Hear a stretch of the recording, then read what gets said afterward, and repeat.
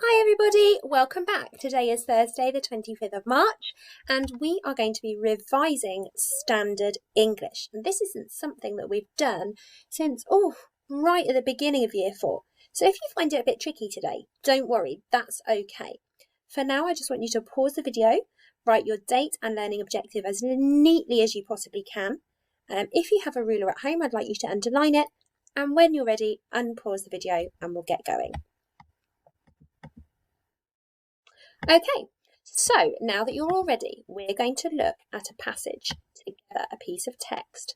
And don't worry, I will move myself out of the way so that I'm not covering up the words. I know that you can't see some of it at the moment. So what we're going to do is we're going to read, pardon me, we're going to read this together and I'm going to read it with you. And we are going to look for non-standard English. So just to give you a bit of a reminder, non-standard English is like when we say things like I done my homework. We really should say I have done my homework or I did my homework. So I want you to listen really closely when I'm reading for anything that doesn't sound quite right. Because remember, we've talked about using standard English is what we would do in our writing and if we're speaking in an important situation. Sometimes at home or with our friends, we might say a little bit of non-standard English, and that's fine from time to time. But as long as we recognise standard English so that we know how to use it when we need to, that's the main thing. So let's get reading. It says, I'm going to get my line ready so I can do some underlining. Look, my name is Ash. I'm 12 years old and I love to sing. This is the story of the time I done stopped singing. That doesn't sound right, does it? This is the story of the time I done stopped singing. That doesn't sound right, so I'm going to put a little line there. I done stopped singing. That doesn't make sense, does it? So that's what we're looking for really today. Things that just don't sound quite right or things that don't perhaps make sense. It all happened 1 year ago at Morton School.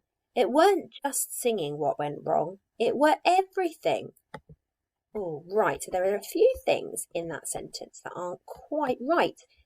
You wouldn't say it weren't just singing. You would say it wasn't just singing that went wrong. And so we should have the word that here. Okay. So let's try it again and see if it is better. It wasn't just singing. It wasn't just singing. That went wrong. It were everything. It were everything? Is that right? It should be. It was everything. Friends, birthday parties, brain maggots, and most of all, them big scary exams what we had to do at the end of the year. Okay, there are a couple of bits there. I want you to pause the video, see if you can spot them on your own. Okay, so I hope you managed to find some of them. Let's read it again and I will help you out. So, it wasn't just singing that went wrong. It was everything. Friends, birthday parties, brain maggots, and most of all, them. It should be those, shouldn't it? Those big scary exams that we had to do at the end of the year. So, I've given you a hand with that first paragraph. I'm going to move myself up to the top now so you can see the rest. And I would like you to pause the video and see if you can spot the rest of the non-standard English in that paragraph. When you unpause the video, I will give you the answers. You don't need to write this out in your book. We're just going to read through it and see if you can spot those answers for yourself. I've got a written challenge for you to do after that.